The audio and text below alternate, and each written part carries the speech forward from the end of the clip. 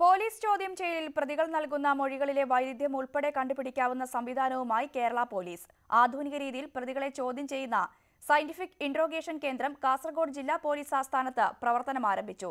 Recording സ്റ്റുഡിയോയുടെ മാതൃകയിലാണ് ചോദ്യം ചെയ്യൽ മുറി സജ്ജമാക്കിയിട്ടുള്ളത്.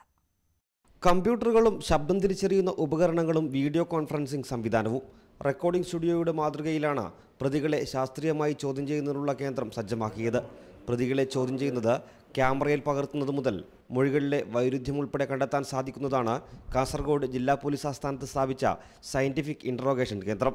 ഇതിൻ്റെ പ്രധാനമായിട്ട് 2 റൂമാണ് ഉള്ളത്. ഒരു റൂമിൻ്റെ അകത്ത് നമ്മൾ ആരെയാണ് ചോദ്യം ചെയ്യുന്ന അയാളും ചോദ്യം ചെയ്യുന്ന ഉദ്യോഗസ്ഥരിരിക്കുക. മറ്റു റൂമിൽ നമ്മളത് വാച്ച് ചെയ്യാൻ വേണ്ടി അതുകൊണ്ട് റെക്കോർഡ് ചെയ്യുന്നതും അതോടൊപ്പം തന്നെ ഇവരുടെ വീഡിയോ റെക്കോർഡ്, വോയിസ് റെക്കോർഡ് ഇതെല്ലാം നമ്മൾ അവിടെ നിന്ന് വാച്ച് ചെയ്യാൻ പറ്റും.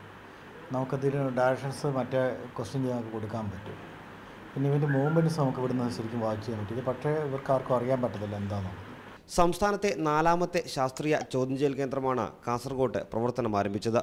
ജില്ലയിലെ ഏത് പോലീസ് സ്റ്റേഷനിലെ പ്രതികളെയും ഈ കേന്ദ്രത്തിലെത്തിച്ച് ചോദ്യം ചെയ്യും.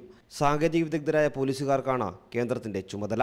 പ്രതികളുടെ ശാരീരിക മാനസികാവസ്ഥകൾ നിരീക്ഷിക്കുന്ന ഒബ്സർവേഷൻ മുറിയും ഒപ്പം ഉന്നതോദ്യോഗസ്ഥരുമായി സംവദിക്കുന്നതിനുള്ള ഇന്റർനെറ്റ് വീഡിയോ കോൺഫറൻസിംഗ് സംവിധാനവും ഒരുക്കിയിട്ടുണ്ട്. CCTV നിരീക്ഷണത്തിലായിരിക്കും പുതിയ കേന്ദ്രത്തിലെ ചോദ്യം ചെയ്യലെന്നതും ഇതിന്റെ പ്രത്യേകതയാണ്. ന്യൂസ് 18 കാസർഗോഡ്.